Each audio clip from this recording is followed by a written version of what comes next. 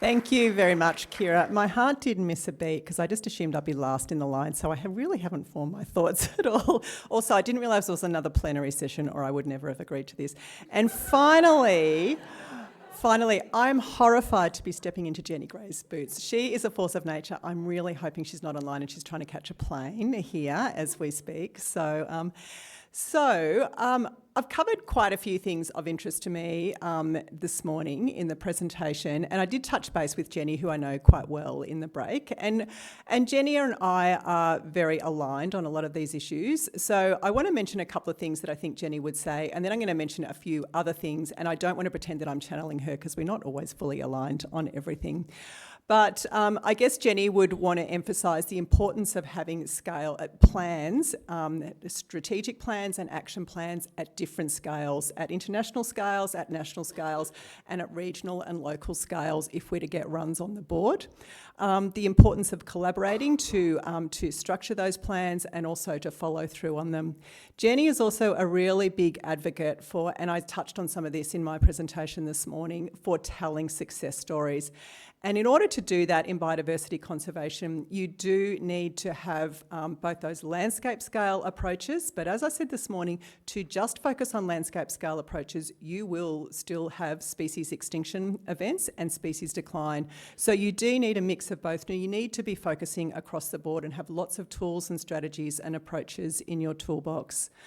Jenny's also a big advocate. I'm just going to say another thing that we can think about, because in case I'm not channeling her correctly, is also we have a bunch of species. There's different levels of extinction, as you all know, and I've spoken a bit this morning about some of the importance of focusing on species literally on the brink of extinction, but clearly we need to be looking at preventing species becoming threatened in the first place and also addressing impacts and threats all throughout that sort of extinction risk journey. There are a bunch of species which are less threatened with extinction than others, where we could take some very simple steps to actually reduce their extinction risk and really support their recovery. There's a few examples of those nationally in Australia. There's actually possibly many more examples if we had the time and effort to do the research into that space and to also compile some of that information. But there's a lot of value in doing it. And I guess we all prioritise our time, don't we? And we focus on often the most urgent issues at the moment. But there is something in actually looking at some of the low-hanging fruit when it comes to our species and taking some practical steps to reduce that extinction risk. And that is actually a really good news story that's not just specific to those individual species, but could really sort of look at, lowering the numbers of species listed with extinction, and just show that through taking those practical steps en masse, you can really make a difference to species.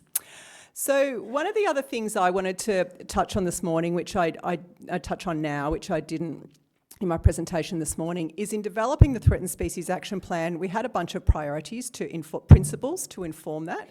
Those principles included risk of extinction, but that's not the only one. They also included multiple benefits to other species. They included representation. They included importance to people, including traditional owners. And it also included feasibility. And we were very keen to have that feasibility principle in there because we wanted to be able to get runs on the board and again get that sort of that library of examples of where you are investing, where you're investing science, you're creating partnerships, you're investing funds and on-ground efforts, you can make a material difference. We all know that species true recovery takes many years, if not decades, and many of our species are no longer in a position where they can be kept around, but that we cannot achieve true recovery. But through that science, action and partnership combination, we can absolutely improve prospects for species and really reduce their extinction risk. So I think having that library of examples that we continue to draw upon and to be able to use in different ways to influence our decision makers, whether they be, in my case, ministers and MPs in governments or whatever organisation you're working for. You need different methods of being able to tell that story to be able to resonate to the decision makers that you're trying to influence. I guess the other thing I would like to mention is that of course, having all of these, our strategies, our plans, our action plans are vitally important, but it is also very important to be able to be adaptable and to be able to be opportunistic when opportunities arise. So that involves really mindfully being solutions-oriented people, or if you're not, surrounding yourself with those people, or having trusted networks that you can call upon when an opportunity might arise. So if I'm thinking of myself as a bureaucrat and other bureaucrats in the room, we work for different decision makers, they have different drivers, we work under different types of governments.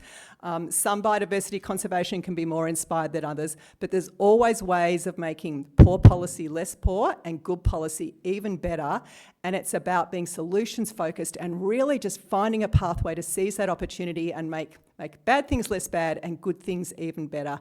And having those trusted networks, because you don't always have all this sort of information and tools and wherewithal at your fingertips. Having those networks out there to be able to draw on at those times is really important. So the plans are key. They're key to long-term outcomes and being able to track progress as we go, but being able to sort of pivot and adapt and being opportunistic is equally as important, I would say.